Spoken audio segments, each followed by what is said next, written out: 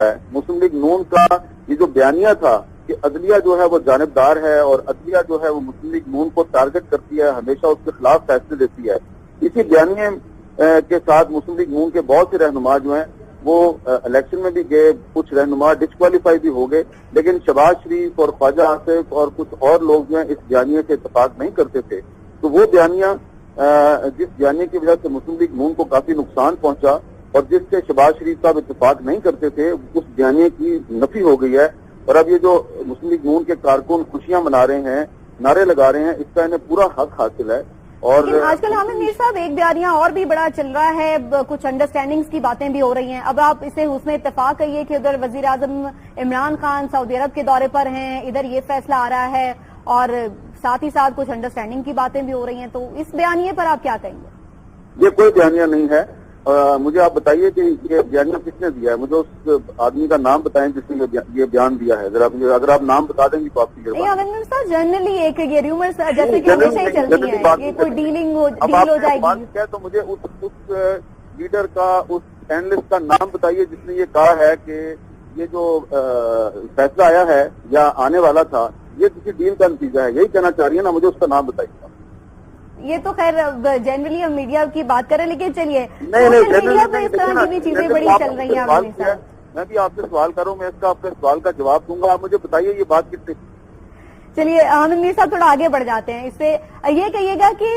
نواز شریف صاحب اب جیل سے واپس آ کر کتنی مضبوط اپوزیشن کر سکتے ہیں گورنمنٹ کے اگینسٹ، کیسے آپ دیکھ رہے ہیں انہیں؟ اب دیکھیں، میں آگے بڑھنے سے پہلے صرف یہ گزارش کروں گا کہ میڈیا کو ذمہ داری کا مظاہرہ کرنا چاہیے، اور جو یہ اس طرح کی سنی سنائی باتیں ہیں اس کو نیریٹو نہیں بنانا چاہیے۔ یہ جو پاکستان کی عدلیہ ہے یہ انڈیپینڈنٹ اور آزاد عدلیہ ہے، اس عدلیہ کے فیصلے جو ہیں ان کو کسی ڈیل کا حصہ قرار دینا یا ایسا امپریشن قائم کرنا یہ پاکستان کے آئین کے آرٹیکل 19 کی خلاف ورزی ہے، اس لیے آپ کو اس سے پرہیز کرنا چاہیے۔ مسلم لیگ نون کا یہ جو بیانیہ تھا کہ عدلیہ جو ہے وہ جانبدار ہے اور عدلیہ جو ہے وہ مسلم لیگ نون کو ٹارگٹ کرتی ہے، ہمیشہ اس کے خلاف فیصلے دیتی ہے، اسی بیانیے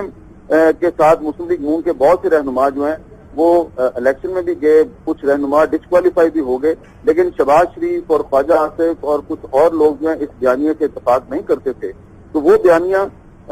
جس بیانیے کی وجہ سے مسلم لیگ نون کو کافی نقصان پہنچا اور جس سے شہباز شریف صاحب اتفاق نہیں کرتے تھے، اس بیانیے کی نفی ہو گئی ہے، اور اب یہ جو مسلم لیگ نون کے کارکن خوشیاں منا رہے ہیں، نعرے لگا رہے ہیں، اس کا انہیں پورا حق حاصل ہے۔ اور آج کل حامد میر صاحب ایک بیانیہ اور بھی بڑا چل رہا ہے، کچھ انڈرسٹینڈنگز کی باتیں بھی ہو رہی ہیں، اب آپ اسے حسن اتفاق کہیے کہ ادھر وزیر اعظم عمران خان سعودی عرب کے دورے پر ہیں، ادھر یہ فیصلہ آ رہا ہے اور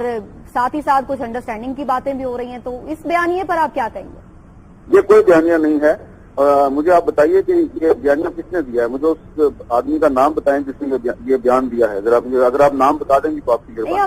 جنرلی ایک یہ ریومرز جیسے کہ ہمیشہ ہی چلتی ہیں، یہ کوئی ڈیل ہو جائے گی، تو مجھے اس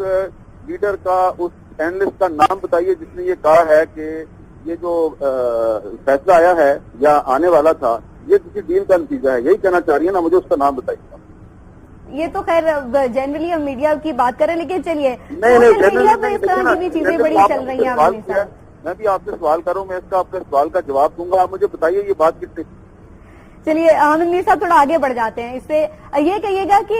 نواز شریف صاحب اب جیل سے واپس آ کر کتنی مضبوط اپوزیشن کر سکتے ہیں گورنمنٹ کے اگینسٹ، کیسے آپ دیکھ رہے ہیں انہیں؟ اب دیکھیں، میں آگے بڑھنے سے پہلے صرف یہ گزارش کروں گا کہ میڈیا کو ذمہ داری کا مظاہرہ کرنا چاہیے، اور جو یہ اس طرح کی سنی سنائی باتیں ہیں اس کو نیریٹو نہیں بنانا چاہیے۔ یہ جو پاکستان کی عدلیہ ہے یہ انڈیپینڈنٹ اور آزاد عدلیہ ہے، اس عدلیہ کے فیصلے جو ہیں ان کو کسی ڈیل کا حصہ قرار دینا یا ایسا امپریشن قائم کرنا یہ پاکستان کے آئین کے آرٹیکل 19 کی خلاف ورزی ہے، اس لیے آپ کو اس سے پرہیز کرنا چاہیے۔